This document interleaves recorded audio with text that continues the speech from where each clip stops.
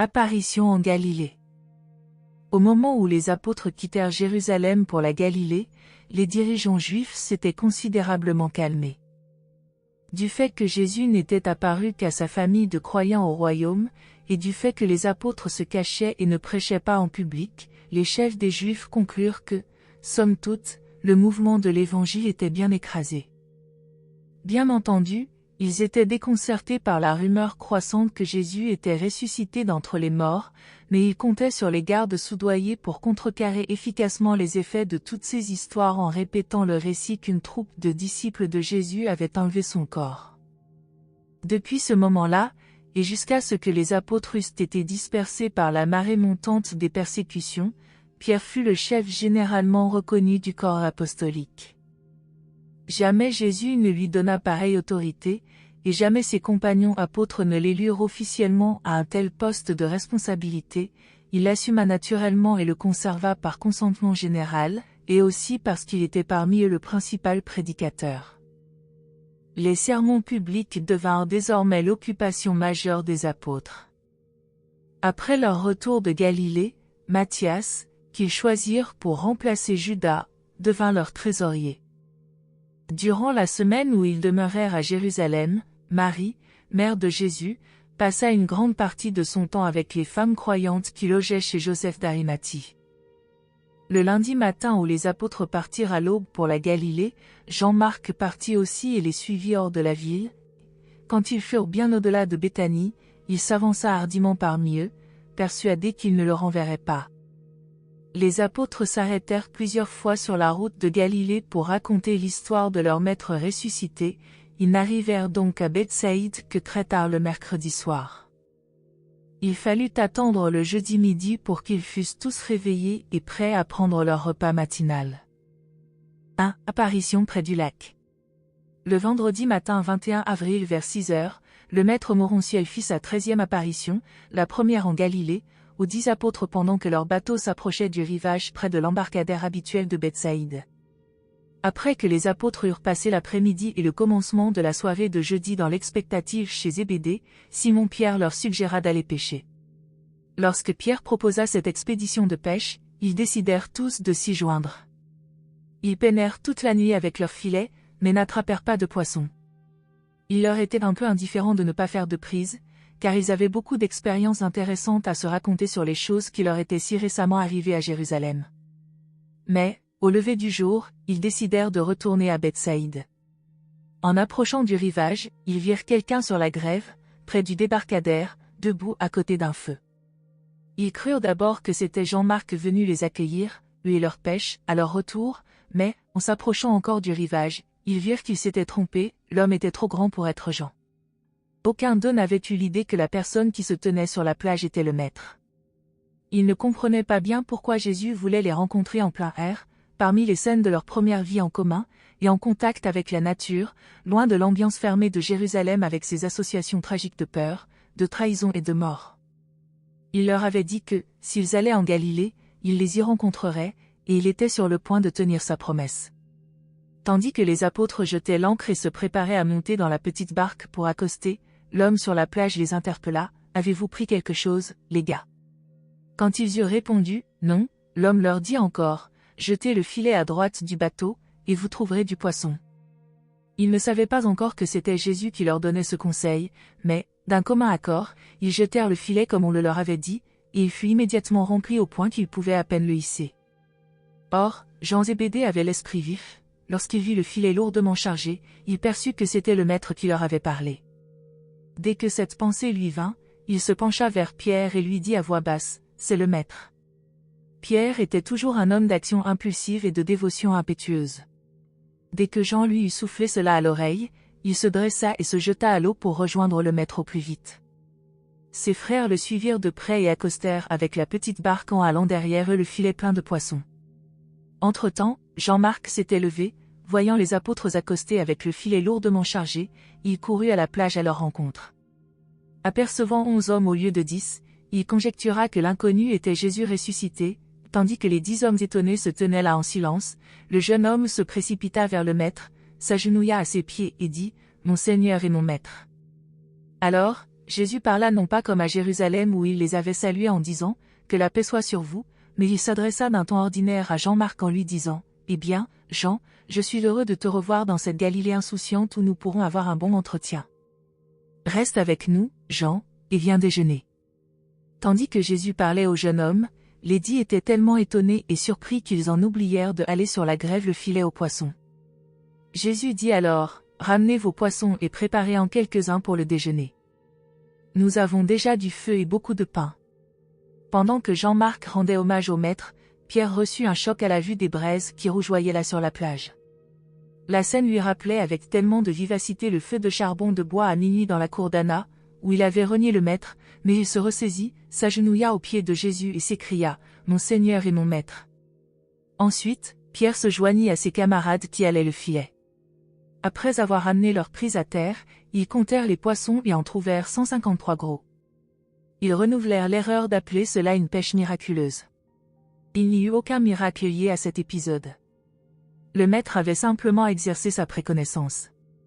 Il savait que les poissons étaient là, et indiqua en conséquence aux apôtres où il fallait lancer leur filet. Jésus leur dit, « Maintenant, venez tous déjeuner, même les jumeaux devraient s'asseoir pendant que je m'entretiens avec vous. » Jean-Marc préparera les poissons. Jean-Marc apporta 7 poissons de bonne taille, le maître les mit sur le feu, quand ils furent cuits, le garçon les servit aux 10. Puis Jésus rompit le pain et le passa à Jean qui, à son tour, le servit aux apôtres affamés. Après que tous eurent été servis, Jésus pria Jean-Marc de s'asseoir tandis que lui-même servait le poisson et le pain au jeune garçon. Pendant qu'ils mangeaient, Jésus s'entretint avec eux et leur rappela leurs nombreuses expériences communes en Galilée et près de ce même lac. C'était la 3e fois que Jésus s'était manifesté aux apôtres réunis en groupe. Au début, quand Jésus les interpella en leur demandant s'ils avaient du poisson, ils ne soupçonnèrent pas son identité. En effet, c'était une expérience très courante pour ces pêcheurs de la mer de Galilée d'être accostés ainsi, en abordant au rivage, par les marchands de poissons de Tariché. Ceux-ci étaient généralement là en vue d'acheter les prises fraîches pour les établissements de séchage. Jésus s'entretint durant plus d'1 heure avec les 10 apôtres et Jean-Marc. Ensuite, il marcha de long en large sur la grève et leur parla en les prenant 2 par 2, mais les paires d'apôtres étaient différentes de celles qu'il avait tout d'abord envoyées répandre l'enseignement. Les 11 apôtres étaient descendus tous ensemble de Jérusalem, mais, à mesure qu'ils s'approchaient de la Galilée, Simon Zélotais se découragea de plus en plus, si bien qu'au moment où ils arrivèrent à Bethsaïde, il abandonna ses frères et retourna chez lui. Avant de prendre congé d'eux, ce matin-là, Jésus demanda que 2 apôtres se portent volontaires pour aller chercher Simon Zélotais et le ramener le même jour. Et c'est ce que firent Pierre et André. 2. Entretien avec les apôtres 2 par 2. Quand ils eurent fini de déjeuner, et tandis que les autres restaient assis près du feu, Jésus fit signe à Pierre et à Jean de l'accompagner dans une promenade sur la grève. Au cours de leur marche, Jésus dit à Jean, « Jean, m'aimes-tu » Et, lorsque Jean eut répondu, « Oui, Maître, de tout mon cœur », le Maître dit, « Alors, Jean, renonce à ton intolérance et apprends à aimer les hommes comme je t'ai aimé. Consacre ta vie à prouver que l'amour est la plus grande chose du monde. C'est l'amour de Dieu qui pousse les hommes à chercher le salut. L'amour est l'ancêtre de toute bonté spirituelle, il est l'essence du vrai et du beau. » Jésus se tourna ensuite vers Pierre et lui demanda, « Pierre, m'aimes-tu » Pierre répondit, « Seigneur, tu sais que je t'aime de toute mon âme. » Alors, Jésus dit, « Si tu m'aimes, Pierre, nourris mes agneaux. Ne néglige pas ton ministère auprès des faibles, des pauvres et des jeunes. Prêche l'évangile sans crainte ni préférence, n'oublie jamais que Dieu ne fait pas exception de personne. Sers tes semblables comme je t'ai servi, pardonne à tes compagnons mortels comme je t'ai pardonné. Laisse l'expérience t'enseigner la valeur de la méditation et le pouvoir de la réflexion intelligente. » Après qu'ils eurent marché encore un peu plus loin, le Maître se tourna vers Pierre et demanda, « Pierre, m'aimes-tu réellement » Et Simon dit alors, « Oui, Seigneur, tu sais que je t'aime. » Et Jésus dit de nouveau, « Alors, prends bien soin de mes brebis. Sois un bon et fidèle berger pour le troupeau. Ne trahis pas sa confiance en toi. Ne te laisse pas surprendre par l'ennemi. Reste tout le temps sur tes gardes, veille et prie. » Après qu'ils eurent encore fait quelques pas, Jésus se tourna vers Pierre et lui demanda pour la 3e fois, « Pierre, m'aimes-tu vraiment » Alors, Pierre, légèrement attristé du manque apparent de confiance du Maître envers lui, dit avec une profonde émotion, Seigneur, tu connais toutes choses, tu sais donc que je t'aime réellement et vraiment. Alors, Jésus lui dit, nourris mes brebis. N'abandonne pas le troupeau. Sers d'exemple et d'inspiration à tous tes compagnons bergers. Aime le troupeau comme je t'ai aimé, et consacre-toi à son bien-être comme j'ai consacré ma vie à ton bien-être. Et suis moi-même jusqu'à la fin. Pierre interpréta littéralement cette dernière recommandation, qu'il devait continuer à suivre Jésus. Se tournant vers lui, il montra Jean du doigt et demanda, « Si je te suis, que fera celui-là » Percevant que Pierre avait mal compris ces paroles, Jésus dit, « Pierre, ne t'occupe pas de ce que feront tes frères. Si je veux que Jean reste après que tu seras parti, et même jusqu'à ce que je revienne, en quoi cela te concerne-t-il? Assure-toi seulement que tu me suis. » Cette remarque se répandit parmi les frères et fut reçue comme une affirmation de Jésus que Jean ne mourrait pas avant que le Maître ne revienne établir le royaume en puissance et en gloire, comme beaucoup le pensaient et l'espéraient.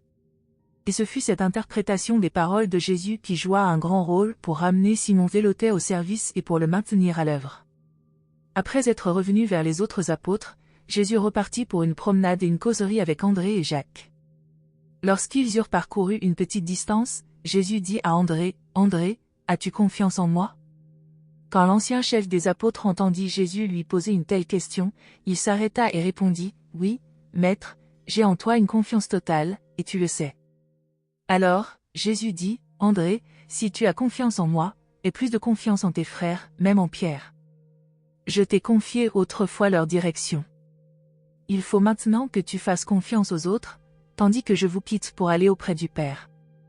Quand tes frères commenceront à se disperser à cause de l'acharnement des persécutions, sois un conseiller sage et prévenant pour Jacques, mon frère par le sang, lorsqu'on le chargera de lourds fardeaux que son expérience ne lui permet pas de porter. Ensuite, continue à avoir confiance, car je ne te ferai pas défaut. Quand tu en auras fini sur terre, tu viendras auprès de moi. » Puis Jésus se tourna vers Jacques en lui demandant, « Jacques, as-tu confiance en moi » Bien entendu, Jacques lui répondit, « Oui, Maître, j'ai confiance en toi de tout mon cœur. » Alors, Jésus lui dit, « Jacques, si tu as plus confiance en moi, tu seras moins impatient avec tes frères. Si tu veux avoir confiance en moi, cela t'aidera à être bon pour la fraternité des croyants. Apprends à peser les conséquences de tes paroles et de tes actes. Rappelle-toi que la récolte est conforme à la semence. Prie pour la tranquillité d'esprit et cultive la patience. Avec la foi vivante, ces grâces te soutiendront quand viendra l'heure de boire la coupe du sacrifice. Mais n'aie jamais de crainte, quand tu en auras fini sur terre, tu viendras aussi demeurer près de moi. » Jésus parla ensuite à Thomas et à Nathanaël. Il dit au premier, « Thomas, me sers-tu » Thomas répondit, « Oui, Seigneur, je te sers maintenant et toujours. » Alors, Jésus dit, « Si tu veux me servir, sers mes frères dans la chair comme je t'ai servi. » Ne te lasse pas de ce bien régir, mais persévère comme ayant reçu l'ordination de Dieu pour ce service d'amour. Quand tu auras achevé ton service avec moi sur terre, tu serviras avec moi en gloire. Thomas, il faut que tu cesses de douter, et que tu accroisses ta foi et ta connaissance de la vérité. Crois en Dieu comme un enfant, mais cesse d'agir d'une manière aussi infantile. Aie du courage, sois fort dans la foi et puissant dans le royaume de Dieu. Ensuite le Maître dit à Nathanaël, « Nathanaël, me sers-tu » Et l'apôtre répondit, « Oui, Maître, et avec une affection sans partage. » Alors, Jésus dit, « Si donc tu me sers de tout ton cœur, assure-toi que tu te consacres au bien-être de mes frères terrestres avec une affection infatigable. Mêle l'amitié à tes conseils et ajoute l'amour à ta philosophie. Sers tes contemporains comme je vous ai servi, sois fidèle aux hommes, comme moi j'ai veillé sur vous. Sois moins critique, espère moins de certains hommes et diminue ainsi l'étendue de tes déceptions. Quand tu auras fini l'œuvre ici-bas, tu serviras au ciel avec moi. » Après cela, le Maître s'entretint avec Philippe et Matthieu. Il dit au premier, « Philippe, m'obéis-tu » Philippe répondit, « Oui, Seigneur, je t'obéirai même au prix de ma vie. » Alors, Jésus lui dit, « Si tu veux m'obéir, va dans les pays des gentils et proclame l'Évangile. Les prophètes t'ont dit qu'il valait mieux obéir que sacrifier. Par la foi, tu es devenu un fils du royaume connaissant Dieu. Il n'y a qu'une seule loi à observer, c'est le commandement d'aller proclamer l'Évangile du royaume. Cesse de craindre les hommes, n'aie pas peur de prêcher la bonne nouvelle de la vie éternelle à tes semblables qui languissent dans les ténèbres et ont soif de la lumière de vérité.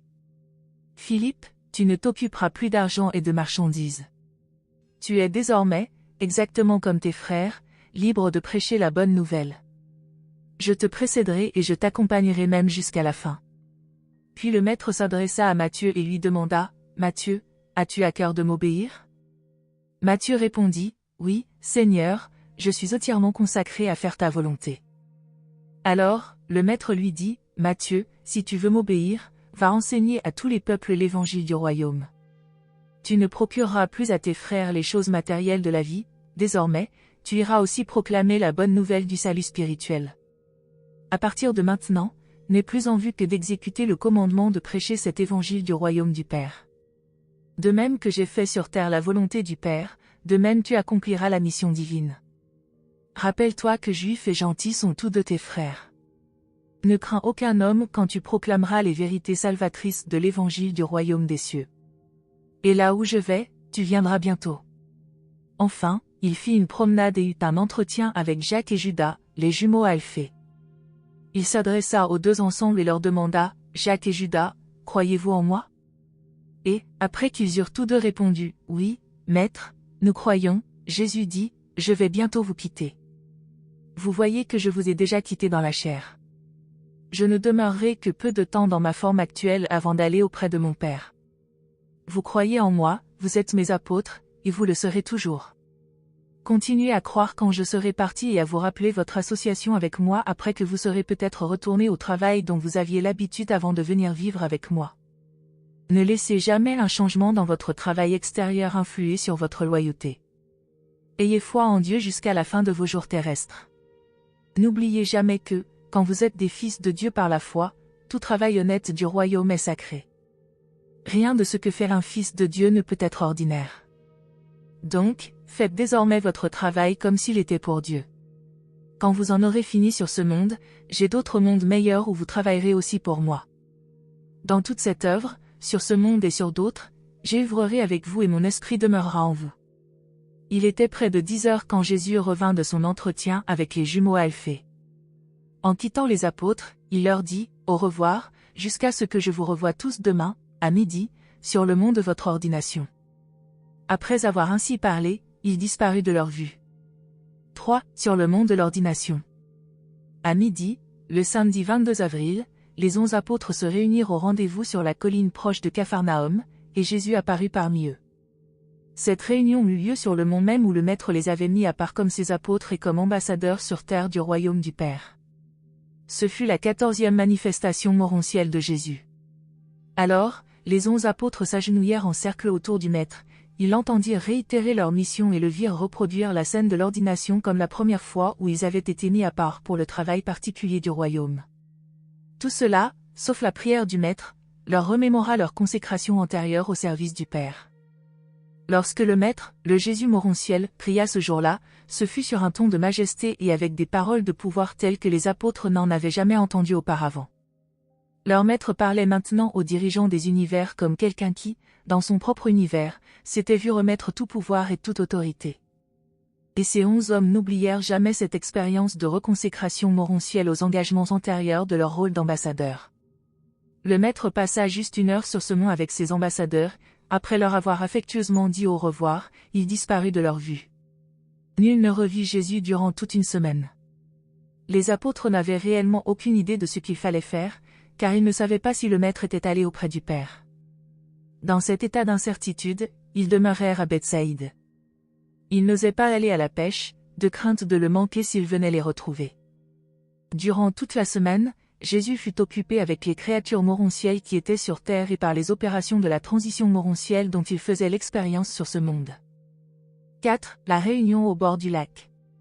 La nouvelle des apparitions de Jésus se répandait dans toute la Galilée, des croyants en nombre croissant arrivaient tous les jours à la maison de Zébédée pour s'informer de la résurrection du Maître et découvrir la vérité sur ses prétendues apparitions.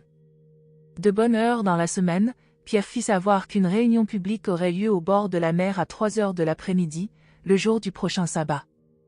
En conséquence, le samedi 29 avril à 3 heures, plus de 500 croyants des environs de Capharnaüm se rassemblèrent à Bethsaïde pour entendre Pierre prêcher son premier sermon depuis la résurrection. L'apôtre était au mieux de sa forme, après qu'il eut achevé son attrayant discours, peu de ses auditeurs doutaient que le Maître était ressuscité d'entre les morts. Pierre termina son sermon en disant « Nous affirmons que Jésus de Nazareth n'est pas mort, nous déclarons qu'il est sorti du tombeau, nous proclamons que nous l'avons vu et que nous lui avons parlé. » À peine finissait-il de faire cette proclamation de foi que le Maître apparut à côté de lui sous sa forme morontielle, en pleine vue de tout cet auditoire auquel il parla d'un ton familier en disant « Que la paix soit sur vous, et je vous laisse ma paix. » Après qu'il leur fut ainsi apparu et leur eut ainsi parlé, il disparut de leur vue. Ce fut la 15e manifestation morontielle de Jésus ressuscité. À cause de certaines choses que le Maître avait dites aux 11 durant leur conférence sur le mont de l'ordination, les apôtres avaient eu l'impression que leur Maître ferait bientôt une apparition publique devant un groupe de croyants galiléens, et qu'après cela il devrait retourner à Jérusalem. En conséquence, le lendemain matin dimanche 30 avril, les 11 quittèrent Bethsaïde de bonne heure pour aller à Jérusalem. Ils prêchèrent et enseignèrent abondamment sur la route descendant le Jourdain, de sorte qu'ils arrivèrent seulement très tard, le mercredi 3 mai, chez les Marc à Jérusalem. Ce fut un triste retour au foyer pour Jean-Marc. Juste quelques heures avant qu'il n'arrive chez lui, son père, Élie-Marc, était mort soudain d'une hémorragie cérébrale. Leur certitude de la résurrection des morts contribua beaucoup à consoler les apôtres, mais en même temps ils furent véritablement affligés par la perte de leur bon ami qui avait été leur ferme soutien, même dans des moments très difficiles et décevants. Jean-Marc fit tout ce qu'il put pour consoler sa mère. Parlant pour elle, il invita les apôtres à continuer à conserver sa maison comme domicile, et les 11 firent de la salle du haut leur quartier général jusqu'au lendemain de la Pentecôte. Les apôtres étaient volontairement rentrés à Jérusalem après la tombée de la nuit pour ne pas être aperçus par les autorités juives. Ils n'apparurent pas non plus en public à l'occasion des funérailles d'Élie-Marc. Ils restèrent toute la journée du lendemain tranquillement isolés dans cette mémorable chambre du haut. Le jeudi soir, les apôtres eurent une merveilleuse réunion dans cette chambre du haut et s'engagèrent tous, sauf Thomas, Simon Zéloté et les jumeaux Alphée, à paraître en public pour prêcher le nouvel évangile du Seigneur ressuscité. Déjà se dessinaient les premières étapes de la transformation de l'évangile du royaume, la filiation avec Dieu et la fraternité avec les hommes, en la proclamation de la résurrection de Jésus. Nathanaël s'opposa à ce changement dans la substance de leur message public, mais ne put ni résister à l'éloquence de Pierre, ni triompher de l'enthousiasme des disciples spécialement des femmes croyantes. Ainsi, sous la vigoureuse direction de Pierre et dès avant l'ascension du Maître auprès du Père, ces représentants bien intentionnés inaugurèrent le subtil processus de la transformation progressive et certaine de la religion de Jésus en une forme nouvelle et modifiée de religion à propos de Jésus. Merci de nous avoir rejoints aujourd'hui, et je vous retrouve bientôt pour une nouvelle exploration passionnante.